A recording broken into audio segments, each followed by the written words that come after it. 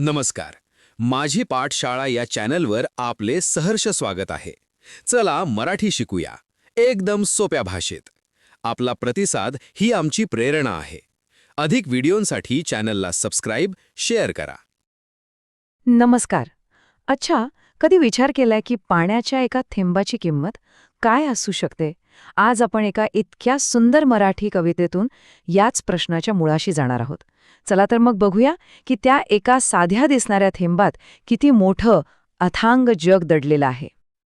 तर ही आहे ती कविता, कवयित्री सुनंदा भावसार यांची. खरंच जितकी सुंदर आहे ना, तितकीच महत्वाची आहे. कवितेचं नाव आहे थेंब आज हा पाण्याचा. आणि याच कवितेच्या आधारे आपण पाण्याचं खरं मोल समजून घेणार आहोत. चला मग सुरुवात करूया. तर पहिला मुद्दा आहे तो म्हणजे पाण्याचं मूल्य, जे शब्दांपेक्षाही खूप खूप मौल्यवान आहे. आता कवितेची सुरुवातच बघा किती जबरदस्त आहे. कवयित्री काय म्हणतात? शब्द जाऊ दे, अर्थ राहू दे, विषय आहे गाण्याचा. म्हणजे काय की आता शब्दांचे वादविवाद बस झाले. पाण्याचं महत्त्व हे काही चर्चेतून नाही, तर ते गाण्यातून अनुभवायचं आहे. पाणी हा काही डिबेटचा विषय नाहीये, तर तो साजरा करण्याचा, सेलिब्रेट करण्याचा विषय. क्या बात आहे. आणि मग येतं कवितेतलं एक असं रूपक जे खरंच मनाला भिडतं. कवयित्री पावसाच्या थेंबांना नुसते थेंब नाही म्हणत, त्या म्हणतात मोती बनूनी सरसर येती. फक्त कल्पना करून बघा, आकाशातून पाऊस नाही, चक्क मोती बरसतायत.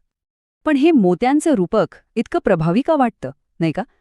याचं कारण असं आहे की ते प्रत्येक थेंबाला एक अनमोल किंमत देऊन टाकतं. मग ते फक्त पाणी उरत नाही, तर तो होतो आकाशातून बरसणारा खजिना. आणि ही एक कल्पनाच पाण्याची किंमत आपल्या मनात कितीतरी पटीने वाढवून जाते. बरं, हे मोती फक्त दिसायला सुंदर नाहीत हा, ते जीवनदायी आहेत. कवयित्री पुढे म्हणतात की हे मोती गोळा करणं म्हणजे दुसरं तिसरं काही नाही, तर आपलं आयुष्यच वाचवणं आहे. म्हणजे बघा, पाण्याचा प्रत्येक थेंब हा थेट आपल्या जगण्या मरण्याशी, आपल्या अस्तित्वाशी जोडलेला आहे. आता पुढे जाऊया. निसर्गाची ही अमूल्य देणगी. पण आपण खरंच कशाला महत्त्व देतो, हा एक मोठा प्रश्न आहे. इथे कवयित्री एक कमाल जीवनचक्र आपल्या डोळ्यासमोर उभं करतायत. बघा, आकाशातून मोती पडतात. म्हणजे काय? तर पाऊस. आणि मग याच मोत्यांमधनं जमिनीतून दुसरे मोती उगवतात. म्हणजे आपली पिकं. विचार करा, एकाशिवाय दुसरं शक्यच नाही. आपलं अख्खं जीवनचक्र कसा पाण्यावर अवलंबून आहे, हे या एका ओळीतून अगदी स्पष्ट होतं. आणि इथे कवयित्री एक खूप महत्वाचा फरक दाखवतात. तो म्हणजे निसर्गाला पाण्याची खरी किंमत कळते. जंगलातले प्राणी बघा, ते प्रत्येक थेंबाचा आदर करतात. पण आपण माणसं, आपण काय करतो? आपण पाण्याला इतकं गृहीत धरतो की त्याची किंमतच विसरून जातो. आणि मग येतो तो थेट प्रश्न. कवयित्री आपल्यालाच विचारतात, मग तुम्ही काय मागाल? खरंच, निसर्गाचं हे शहाणपण बघितल्यावर आपण आपल्या आयुष्यात खऱ्या अर्थाने कशाला महत्त्व देतोय याचा विचार करण्याची हीच ती वेळ आहे, नाही का? इथे बघा, किती मोठा विरोधाभास आहे. आपण काय जपतो? तर तिजोरीतले खणखणणारे शिक्के, म्हणजे माणसाने बनवलेला पैसा. आणि आपण काय वाया घालवतो? तर आकाशातून पडणारे अमूल्य थेंब, निसर्गाने दिलेली संपत्ती. मग खरी संपत्ती कोणती? हा प्रश्न ही ओळ आपल्या प्रत्येकाच्या मनात निर्माण करते. चला, आता वळूया आपल्या जबाबदारीकडे. आणि त्यासाठी गरजेचे आहे दृष्टिकोनात बदल. पाणी वाया घालवण्यासाठी कवयित्री एक शब्द वापरतात, वेढाचाळा. हा शब्द किती पॉवरफुल आहे बघा. वेढाचाळा म्हणजे फक्त एक चूक नाही, तर तो आहे एक मूर्खपणा, स्वतःचीच फसवणूक करणारी एक कृती. म्हणजे या एका शब्दातच त्यांनी या कृतीची गंभीरता आपल्यापर्यंत पोहोचवली आहे. म्हणजे आपल्यासमोर आता दोन अगदी स्पष्ट पर्याय आहेत. एकीकडे आहे पाणी वाया घालवण्याचा मूर्खपणा, तो वेडाचाळा.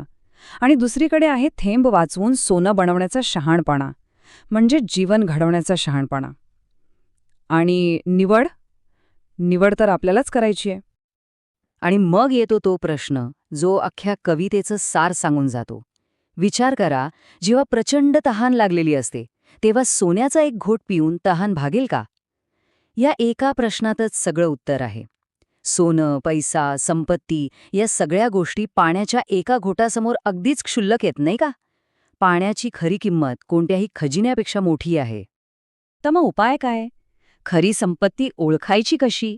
यावर कवयित्री एक सोप्पा पण खूप खोलवर विचार करायला लावणारा उपाय सांगतात. तो म्हणजे निसर्गाकडे बघण्याचा आपला दृष्टिकोनच बदलायला हवा.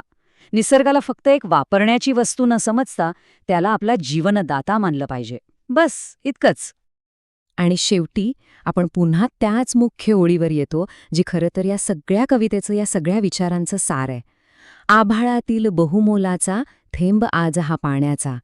आकाशातून येणारा हा पाण्याचा थेंब तो बहुमोल आहे. त्याची किंमत आपण लावूच शकत नाही. आणि आता जाता जाता फक्त एक प्रश्न. हा जो कवितेचा संदेश आहे तो प्रत्यक्षात आणण्यासाठी, पाण्याची किंमत सोन्याइतकी आहे हे कळण्यासाठी आपल्याला खरंच शेवटच्या घोट्याची वाट बघायला हवी का?